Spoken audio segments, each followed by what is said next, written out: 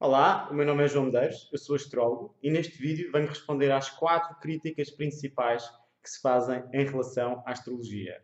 Sendo a primeira que os horóscopos são muito generalistas e que os astrólogos que são muito vagos.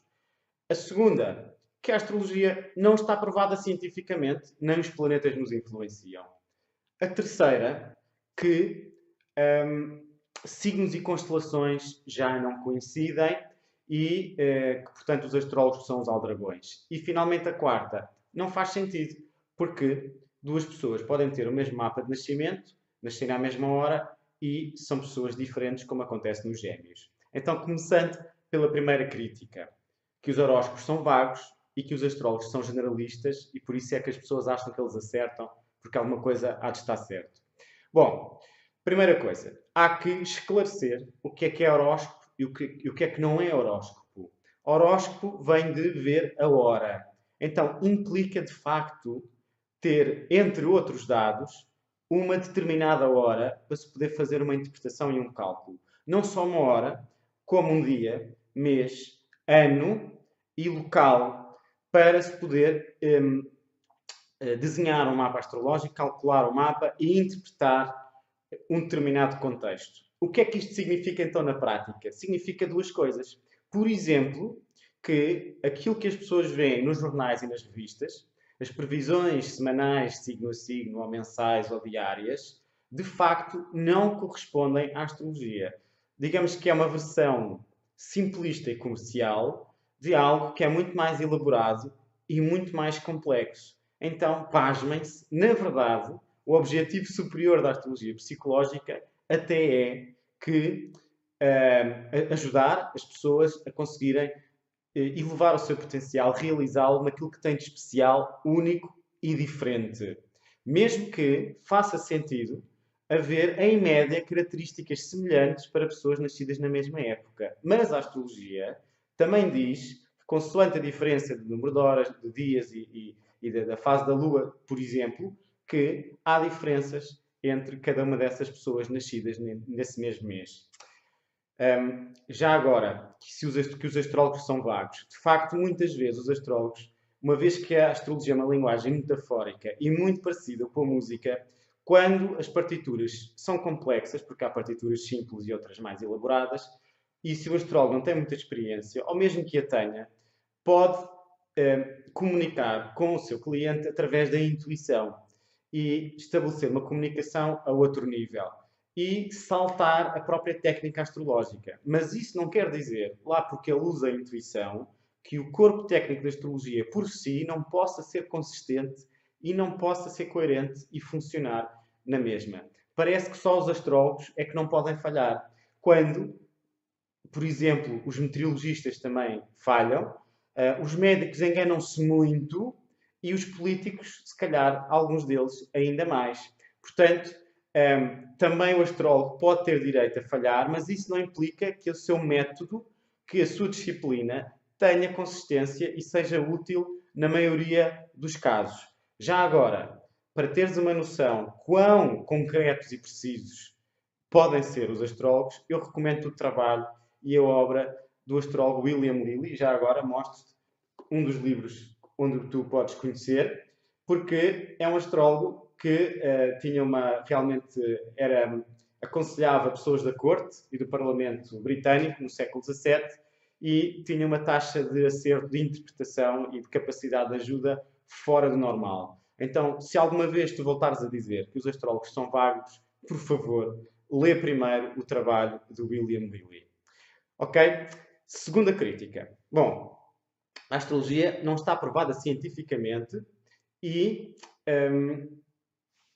os planetas não nos podem influenciar de maneira nenhuma. Bom, primeiro que tudo, há que ter em conta que para compreender como funciona a astrologia na sua plenitude, dos seus vários ramos, temos que admitir outro paradigma sobre o funcionamento da vida e sobre o funcionamento do ser humano. E esse paradigma implica que os nossos pensamentos, as nossas ideias, as nossas elaborações psíquicas são tão concretas quanto a nossa realidade física material que é processada pela nossa mente, pelo nosso cérebro. Digamos que é um paradigma mais neoplatónico, digamos assim, sobre o que é o ser humano. Mesmo que esteja provado, por exemplo, que a Lua tem influência não só nas marés, mas no nosso ciclo biológico, e também esteja provado pela astrocronobiologia que os ventos solares têm influência nas nossas ondas cerebrais, que por sua vez implicam mudanças nos nossos comportamentos. E que os próprios planetas, pelos ângulos que formam com o Sol, influenciam a magnitude e a intensidade dessas mesmas tempestades solares. Portanto, há de facto efeitos dos planetas na Terra, mesmo os mais distantes, mas mesmo que isso esteja provado por A mais B, não explica, por exemplo, determinados ramos da astrologia, como a astrologia horária, segundo a qual tu poderás colocar um momento, em determinada altura da tua vida, uma pergunta e interpretar o mapa astrológico correspondendo a esse momento e representando o contexto e uma resposta para essa mesma questão. Portanto, para admitir o funcionamento da astrologia, tem que haver um paradigma diferente daquele que a ciência diz, mas, verdade seja dita, há muita coisa que ainda não está provada. Por exemplo, ainda não está provado como é que dois seres humanos podem comunicar praticamente telepaticamente, como é que há transmissão de pensamento, sabe-se que existe, mas não sabe como. Não está provado ainda como é que uma mesma espécie geograficamente distante possa comunicar entre si, e sabe que isto acontece pela teoria dos campos morfogenéticos, para além de não estar provado muita outra coisa, como é que nós nos apaixonamos uns pelos outros, como é que as nossas emoções todas se processam. Há muita coisa que ainda não está clara e ainda não está explicada cientificamente, já para não falar de mistérios da história e da humanidade, como a construção das pirâmides e a matemática da civilização maia.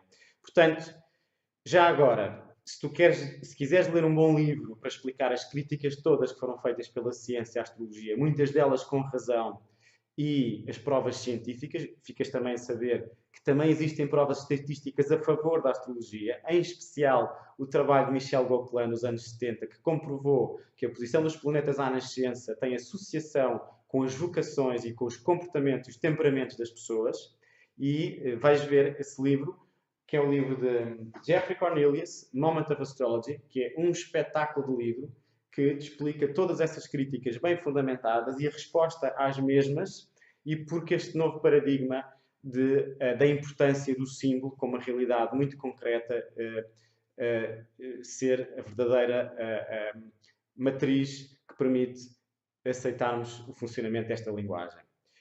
Terceira crítica. A astrologia está tecnicamente errada. Signos e constelações não combinam já.